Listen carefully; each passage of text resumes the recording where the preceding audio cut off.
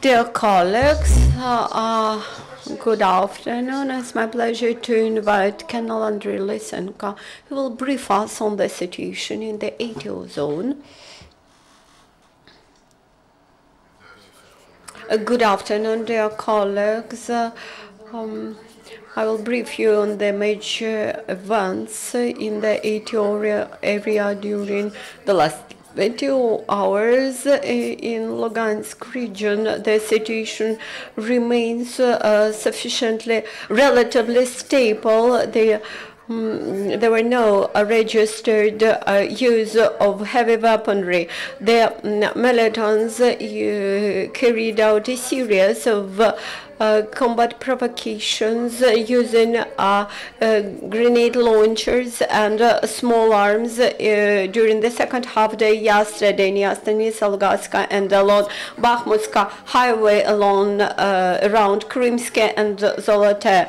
In result of shelling in Stanitsa Luganska, some residential houses and infrastructure objects were ruined. Around Donetsk, the enemies continue military provocations near Gorlivka, near the most severe and fierce battles were to the north from Gorlivka in Mayorsk, to the south and to the west from Donetsk.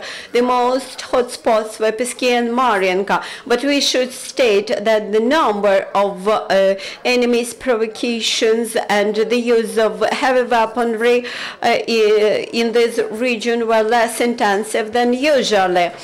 Near Mariupol, the situation has become more threatening. The enemy has concentrated heavy weaponry, namely tanks and artillery, along the contact line, and it is using it very intensively in result of shelling. Our positions near Bogdanivka, Starognativka, Shirokine, and Berdyansk were under fire. Traditionally, the militants are more active in the second half of the day and at night. Yesterday, 2 flights of unmanned aerial vehicles were registered in Donetsk Oblast during the last 24 hours.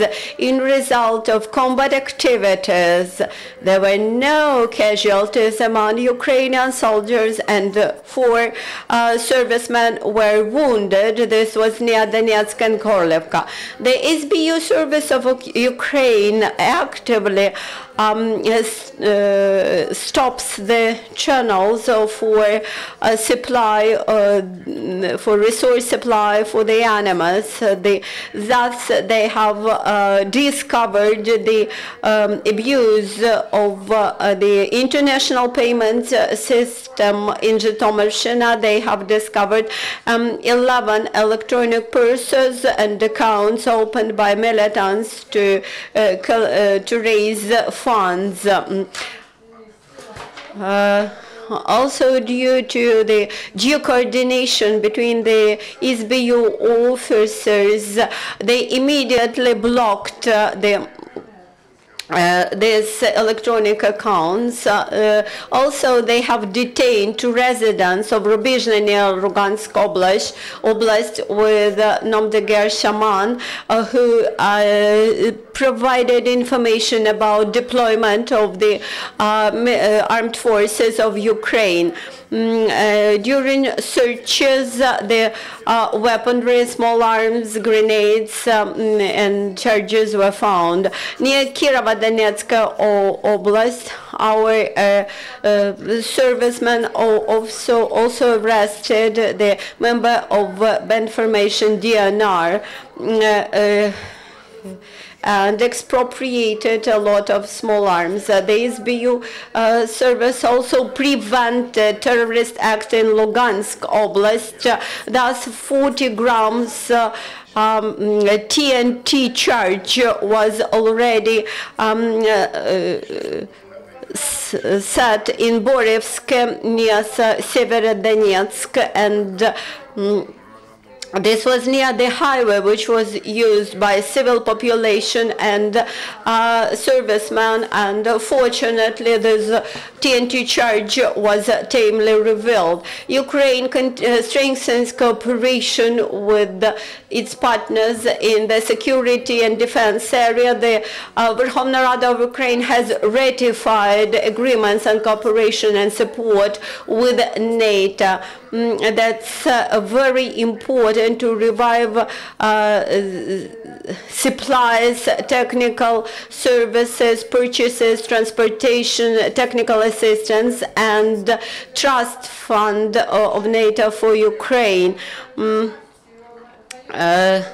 Also, we continue to supply humanitarian assistance to Gorlivka. Thus, 2 trucks have crossed the delineation line. And now the story about a true military dynasty. Major Petrot was killed on August 2014 near Krasny Luch, Luganska Oblast, and this courageous serviceman was awarded Bogdan Khmelnytsky order post-mortem, and this award was given to Andriy, his son, who is now a student in the military school, and very soon he will become an officer in the same artillery brigade, which was the place of service of his father.